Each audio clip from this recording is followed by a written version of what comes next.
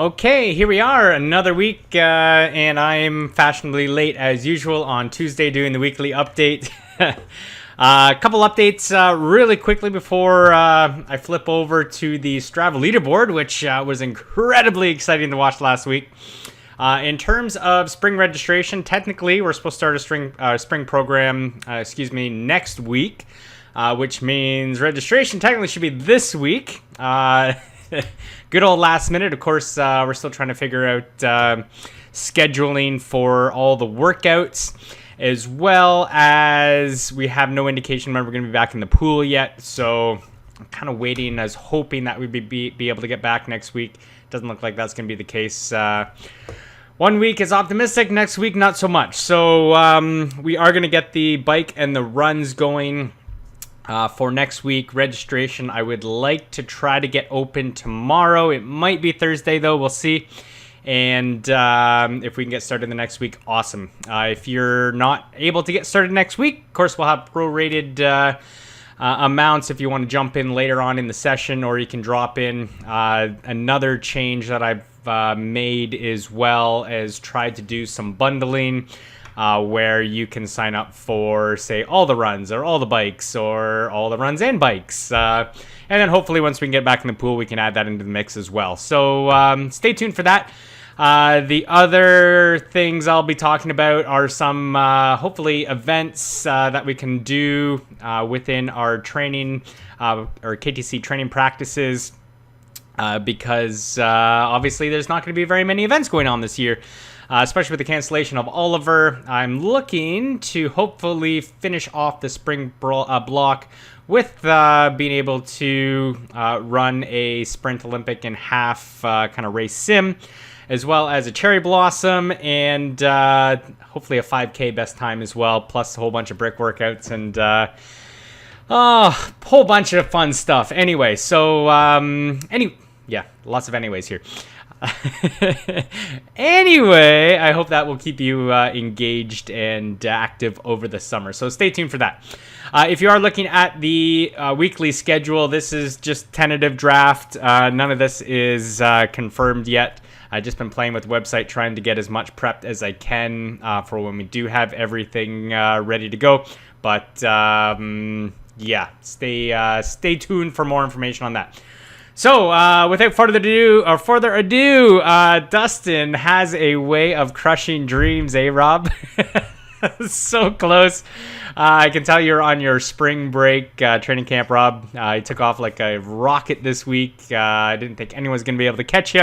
I was joking on Sunday morning with Dustin that he might put in some extra time, and it looks like he did. So, Dustin, congratulations again. Still unthroned at 20 hours. Crazy amount of work, but Rob, 19 and a half, no joke. 19:32:30. I'll give you every second that you earned last week. In terms of the rest of the leaderboard, Rob Swan, awesome job on one of the longest activities, and the rest of the leaderboard kind of stayed the same. Looks like Vanessa's out to a lead this week, but it's still early, only being Tuesday. If I do look back at last week, though, most of you are finishing up your third week in a training block. You're probably on a rest week now. Make sure you rest, because, man, you guys put in a lot of work. Obviously, not all of us can put in 20 hours of work a week, and you know, if you're doing Ironman, you can even do a really respectable Ironman on 10, 11 hours of training. If you're doing sprints, Olympics, halves, you're going to do really well off this amount of training. And again, just seeing everyone hovering around this 8, 9, 10 hour mark, even in the 5 hours is, really good. Some of you I know are doing other activities as well. So, I mean, this is only exclusively swim, bike, and run. So, again, just amazing work overall. You inspire me every week. And I'll just say, if you're on a rest week, make sure you rest so that you can recharge the batteries, get remotivated, and excited to hit the next training block. So looking at this week, again, nice and easy. This is me this week. Super easy. I got to flip over 1 second. Okay, there we go. Not much different other than me moving some workouts around just to fit my own personal schedule. But hopefully had a nice easy swim either yesterday or today. A little isolateral fin paddle work. See how the stroke temperature is feeling. About to hop on the bike really soon to do this power curve test. This is kind of like the 4DP Sufferfest test minus the 20-minute threshold. So we're trying to get a power profile for your 5-minute, your 1-minute, and your 5 to 10 second neuromuscular. The 1 minute's the anaerobic capacity, and then the 5 minutes your VO2 max capacity. So we're gonna look at that tonight and see if we can get a more robust power profile for you if you are doing that workout. If you're doing it alone, again, that's the purpose of it.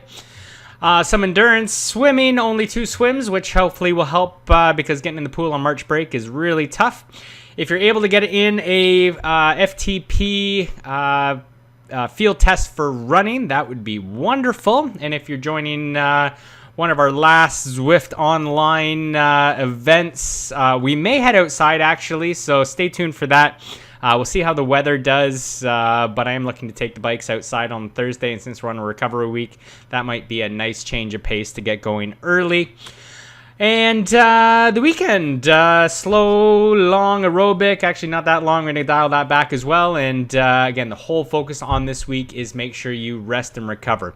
I have the next training blocks all ready to go. I don't have them loaded yet, but they're going to be coming very shortly.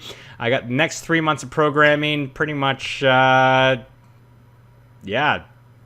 and I'm pretty excited about it. So can't wait to touch base with you. You're going to hear from me again. Another video will be coming out, as well as some emails about registration information, and hopefully we can get the spring training kicked off right here. Yeah, that's all I got. Talk to you soon. Have a great week of training. Rest hard, and back at it next week.